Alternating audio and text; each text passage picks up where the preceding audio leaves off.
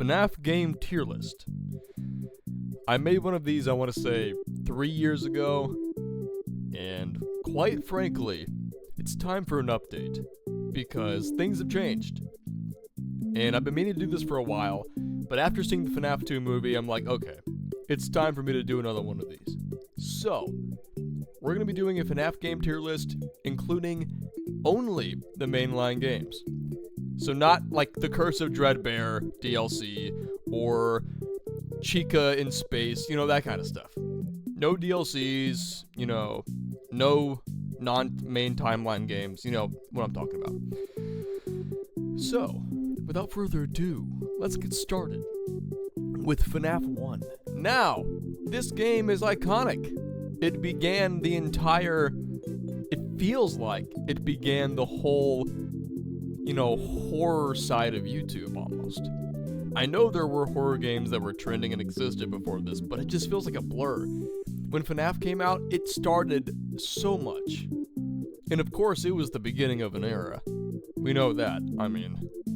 It started everything. In this singular game that Scott made, it was going to be his last project before he quit if it didn't succeed. Thank goodness it succeeded.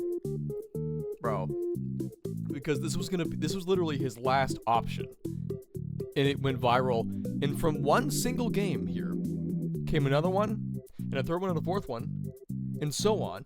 In 2 movies. It's crazy. It's amazing. It's awesome. This game is great. Now, if you somehow, by some miracle, watched my previous tier list, then you would notice that this is actually going down a tier. I put it in peak before. For years, I tried to convince myself that FNAF 1 was my absolute favorite. But I just couldn't. I couldn't put it in peak. Because here's the thing, I need to stop putting everything in peak. Because I love everything, bro. I love all of this. But I'm going to be a little more strict this time. And I'm going to have to be, when push comes to shove, I have to be a little bit more harsh. So it's actually interesting. And I do think this game is great. But I don't think it is the best. I don't think it's the best. I think the best... Well, you're just going to have to find out what the best is. Because I'm not done talking about this game yet. Frankly, I need to point out the specifics here. I think this game does the best overall in creating an uncanny environment. If you look at the animatronics, they aren't outright scary. They're just uncanny to look at. And I think that's what's so successful about it. They aren't like, there's not blood dripping from their eyes, and they're not like, pointy metal nightmares like we see in the 4th game. They are just animatronics. But there's something about them that is uncanny. Something about them that's like, that's not right. Look at Bonnie when he jump scares you. Just uncanny bulging eyes, He's just scary. And so is Chica. Specifically those two. I think Foxy is just like, you look at him, you're like, ooh, he's gonna freaking do something to me. Look at Freddy and you're like, hor. No. Actually, that's not even a joke. I think Freddy's the least scary one in FNAF 1. I think Bro is just not scary or very uncanny. Maybe it's the memes. Honestly, it might just be the memes that have made Freddy so unscary. Because all I can think about when I see him is or. And it's just like, Bro ain't scary anymore. But Bonnie and Chica will always be. But I love Freddy Fazbear. Freddy Fazbear is the best. And if you guys, again, by some miracle, watched my other FNAF videos, specifically tier lists, when I'm rating like animatronics or games or timelines, my biggest complaint about the games is Freddy is never the main central focus. Not even in the first one. The only game that's like that is like Security Breach. That's the first time Bro became the main character of his own game. Anyway, we'll get to that. We'll get to that, trust. But yeah. The mechanics. This game introduced the concept of clicker horror. You know, swiping from side to side, checking your doors and lights, and blocking the animatronics out. You were in the same room and you didn't move. You looked at cameras to track them down, and it was so new. That was what's really set this game apart from the other ones. It is so unique. You don't need fancy graphics and open world, world building to have a successful game. This is beautiful, uncanny, and whimsical. It's beautiful, but definitely it nails the uncanny aesthetic. It's definitely the most disturbing feeling game. But then there's FNAF 2. It's peak. I'm probably biased, not only because the movie just came out, but I've been thinking about it for a while. In this game, I became a fan right when this game came out. I think I became a fan maybe a couple months before it did, or maybe right when it did drop. So this game was fresh, out of the freaking dryer after I became a fan, or at the same time. So that being the first game that I experienced come out as a fan, probably, it gives me some bias, I imagine. But I love it. I think it's the most easily replayable game besides Security Breach, because Security Breach, it just has so much stuff to do, so many endings to choose from. This game, you can just play it whenever you want, and it never gets boring, ever. It's my go-to. We have 10 animatronics now, a huge jump from 4. There's so many mechanics that you're working with, because there's so many different things happening, all jumping at you. You're like, oh my gosh, what do I do? It's like watching Markiplier play it for the first time. It's like anybody playing it for the first time when you're not seasoned, like Markiplier, for example. Like, he played it for hours on end, eventually got a hold of it, and now he's unstoppable. That's what it takes, playing the game over and over and over and over again for hours on end to master it. In this game, there's so much going on. It is insane. I don't know how I don't overload and overstimulate when I play this game. I guess I've just, because it's been out for 10 years and been playing it for that long, I've got the gameplay loop down to a T. Unless I am not paying attention and I'm reading chat while playing the game, that's when I die. Oh my gosh. But yeah, usually I'm not bad at it. But it's just so fun. It's just so fun. The toy animatronics, the withered animatronics, the puppet, even Balloon Boy. Yes, even Balloon Boy. Even Balloon Boy! I think, bro, it might be peak. Just because he's so different. Think about it. I mean, every other animatronic tries to kill you, except for Balloon Boy. What does he do? He just laughs. He's just a little chill guy. Balloon Boy doesn't deserve the hate. He's a tad bit annoying, but he doesn't deserve the hate. Worldwide hatred. It's crazy.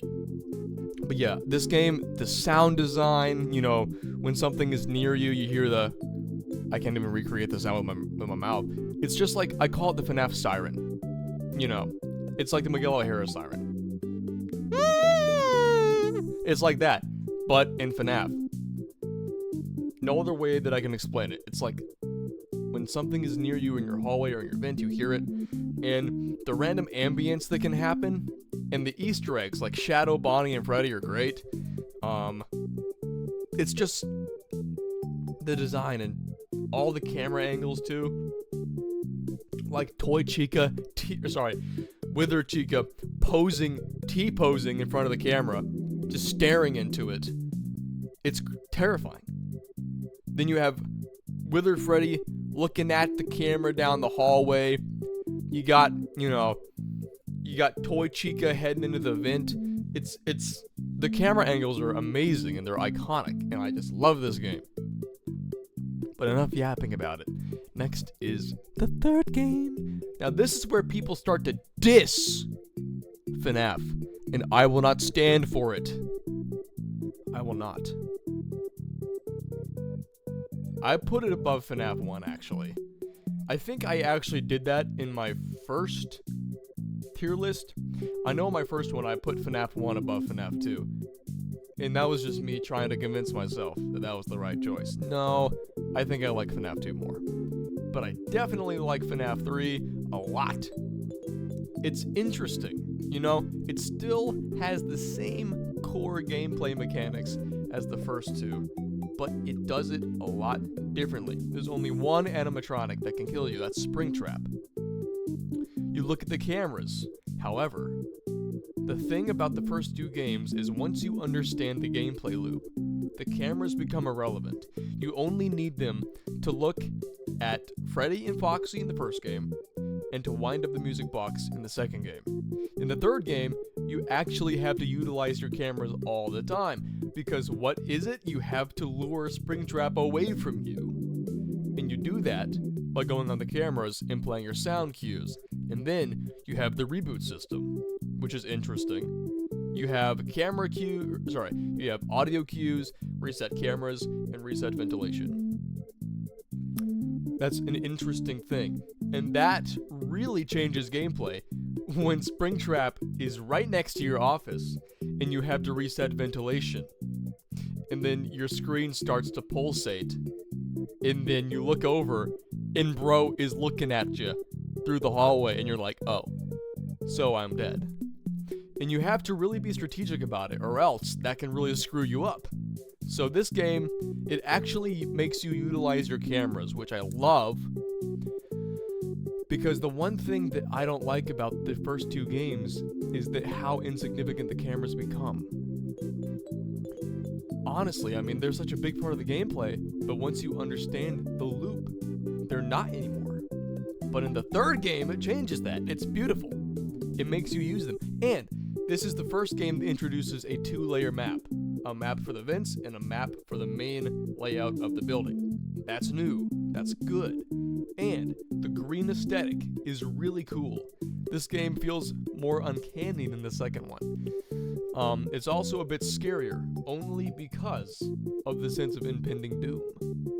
When you are tracking down Springtrap and luring him away, sometimes he doesn't listen. Sometimes he gets closer, and you're like, oh. And then you lose him, because he's so hard to see on your cameras. And you're like, where did he go? And then you're switching from vent to cameras, like, in a freaking whim, trying to find him, and now you're panicking, and by the time you find him, he's in your office, and you're looking straight at him. The one thing I will say about this game that weakens it a little bit are the jump scares. Springtrap, why are you just looking at me? When he jump scares you, he literally just looks at you and says, hey. He doesn't actually get up in your face and scream at you or strangle you. He just looks at you. It is a pretty stupid jump scare. But the scary part is the atmosphere and the sense of impending doom that Springtrap gives you. And for that, I applaud. Beautiful. Now, my frustrations with this game, FNAF 4. I think it's a great game, but I can't play it because I'm a little freaking Barbie boy. Like, it's just scary. It's just too scary, and I feel that. I haven't gotten past night 3 in the whole 10 years of this game being out.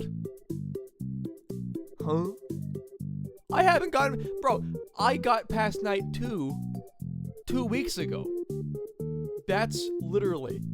I mean, come 2035, maybe then I'll beat night 3. Because it seems I beat the nights in 10-year increments. Because I can't play it. It's just too scary. The breathing is so quiet that sometimes I can't tell the breathing apart from the ambience. And the jump scares are so loud. And seeing them in the hallway is also scary. This time, you're in a bedroom with a flashlight, and that's all you got. You can't close the doors for good or lock them. You go to one door, close it, but then every other aspect of the room is open. The closet, the bed, the other door. Stuff can sneak in anytime they want. It's just, the nightmares are really well designed, and the mechanics are interesting. But I just can't play it, and for that, it's gotta go in good. Because I acknowledge it's fun, but I just can't get past night 3. If I could, it'd probably be in great. You know? It might even be in peak. It's just, something about it is super iconic, and that's why I have to give it that praise. It's super iconic. It's just, I can't do it, man. What is this? The Halloween DLC? I'm not counting that. Although, the Jacko animatronics in Nightmare, Balloon Boy, and Mangle, they're really cool. It makes me wish Nightmare Mangle was actually part of the base game. She is super cool. FNAF World, you know about FNAF World. We are not including FNAF World, bro. I don't have anything against it. It's just FNAF World. I know, to the FNAF World fans, trust me, I understand you. I know this has a cult following, but sorry, can't rate it. Next up is Sister Location. Oh my goodness. The thing about this game is it's interesting, because this game introduces, well, I'll start by saying it breaks and strays away from the usual FNAF meta. That being, you're staying in one room, you're swiping from side to side, closing doors, or looking at cameras, you know, or doing something of the sort. Swiping up and down, you know, clicking, that kind of thing. Sister Location introduces movement between rooms and voice lines from characters. It was at this moment when FNAF really became a fully fledged franchise, because now we have character voice lines, we have a whole pizzeria, or rather, a whole facility to explore. It's really interesting, and the nights aren't the same thing, they are also different. You're doing different tasks each night. So you're not fending off the animatronics each night, you're fending off different things, and you're doing different tasks as well. And that's interesting, that's new. But, in Sister Location, it is the least replayable game of them all, because each night is fixed. You're doing the same task each night. Or not each night, but you're doing the same task each time you replay it. Each night, individually, when you replay it, is the same. And the animatronics don't change, which means the randomness of the first 4 games is gone. It also is less scary because of that. Once you play it one time, you know exactly what to expect and how to avoid death and how to do it. And story-wise, this game is super important, and if it weren't for this game, we would have 0 answers for the most part. Well, no, I won't say that. We wouldn't have a lot of answers if it weren't for this game. Because this game actually name drops Aftid for the first time. So, you know, and we get Baby / Elizabeth, all kinds of stuff in this game. But I just don't have the world's greatest time with this game. You know, like I said, we gotta be harsh here. I think it's fun to watch people play this game, but to play it yourself is different. And when I play it, it's gotta go in mid, man. It's gotta go in mid. I would put it slightly above mid. I give it like a mid plus. That being like a 6. But it's gotta go in mid. We need a definitive tier list here. And this is what it's looking like. For me. I'm sorry, Sister Location. It's just... Man, I feel bad doing that because it introduces so many key parts of the game that we hadn't seen before. But I gotta do it. Custom Night, that's just part of the game. I'm not counting it. FNAF 6. Pizzeria Simulator. Oh! This game is crazy, bro. When it first dropped, it was like, oh, what is this little pizza 8-bit simulator game? Oh, once we finished the 8-bit simulator game in the beginning, it cuts to Henry Emily leaving Dead Space. Oh! Everybody was freaking out when the message started playing. You know, before you is an animatronic found in the back alley. Doing this and this and this. And we have to salvage it, and it's Henry speaking to us, and we have to salvage an animatronic. And I think the first one we salvage, I think it's Scrap Baby. I haven't played a lot of FNAF 6 because I am very, very bad at it. It's probably the game I've played the least next to Sister Location, but that's genuinely because I suck at it a lot. And I love it though. It's so interesting. In between nights, you're actually building a pizzeria and you're playing it, you're getting mini games, you're buying animatronics, you're making an actual pizzeria, and the nights are terrifying. You got vents on both sides of you, and it's scary.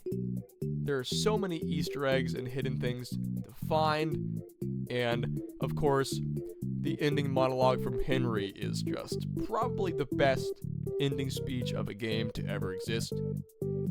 It was so beautiful. So beautiful. It genuinely, every time I hear it, I get chills. This game, it is, what do I do here? I'd say it's great. I'd say it is among some of the best FNAF material we've ever gotten. It's just so good, man. It's so good. It's like the nights themselves aren't extremely interesting. They're very stressful, but they aren't extremely interesting. It's just everything else about it helps it a lot. And I'm putting it in great. I love it. It's great. Ultimate Custom Night. I'm gonna count it in the main timeline. Not much to say about it. I'm just gonna say it's mid. What do we got next? We got Help Wanted. This is good. This is good. I like it. It adapts the first 3 games into a fully 3D version of them, which I think is fun. And then it adapts the other, I think it adapts FNAF 4 and bits of FNAF 5 because of Funtime Freddy into minigames. I'm not a big fan of the minigames. I really only play Help Wanted to play the OGs in 3D. The rest of it, excuse me, the rest of it I'm not a very big fan of. So it's going in good because I really like the 3D bits of the original games, but the minigames are my favorites, so levels out. Next up is Security Breach. This game is peak. I'm sorry, bro. I'm sorry. I played the game after it got fixed. I didn't play it upon launch because it hadn't come out on Xbox until a few, I want to say like 6 months later, maybe a year later. I don't know. It was fixed by that time. I have experienced a severe lack of glitches and a severe lack of bugs in this game, which means it's very playable. I love it. It's so fun. And I love the characters. I love Glamrock Freddy. One thing about this game I'll always praise the crap out of is the fact that Freddy is finally the main character of his own game. Finally. Like, bro, it's like, I can't complain about Freddy being the non-main character because the games are so good. But I can praise when he is the main character because it is so good, and he's also a good guy. I love that about him. That's how he's able to be a main character. He's there with you pretty much the whole time. And I think it's great that he is a protagonist in this. It actually makes the game very different from the rest. Especially makes this Freddy different from the rest. It's good. The gameplay is fun. The levels you can do, you know, the randomness as well.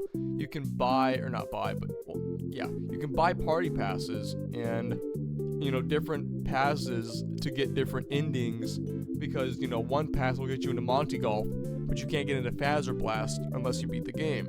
So it unlocks different paths for you to choose. I always usually go for Monty Golf because I like it better. But my most recent playthrough, I actually went with Phaser Blast so it could keep Monty alive, because I didn't want to kill Monty. He's my favorite. Monty is great. I love the Glam Rocks. I think Glam Rock Chica is great, but Monty is the best. And Roxy is a good replacement for Foxy. She's very interesting. I like her a lot. And the map of the Pizzaplex is huge. There's so much going on. It's massive. Like the low taper fade, but that's a different story. I think it's great. I love it. It's very fun. It's easy to replay as well because there's so much to do. There's so many different things you can do to get different endings. You know, a security breach backtrack. A security breach playthrough can be as the same or as different as you want from your previous one. You can choose to do the same things you did in the first one, or you can do different things anytime you like, and I think that's great. You can choose your path, and I love that game. It's so fun. It's just beautiful. I think it's peak. Ruin, I'm not gonna count it. It does kind of feel like its own separate game, but it's just not. It's a DLC. So I'm not gonna count it. Chica in Space. Bro. Then we have Help Wanted 2. I haven't played that yet. I want to. It looks great. Haven't played it. Haven't played Into the Pit either. I've been needing to. I just haven't gotten to it yet.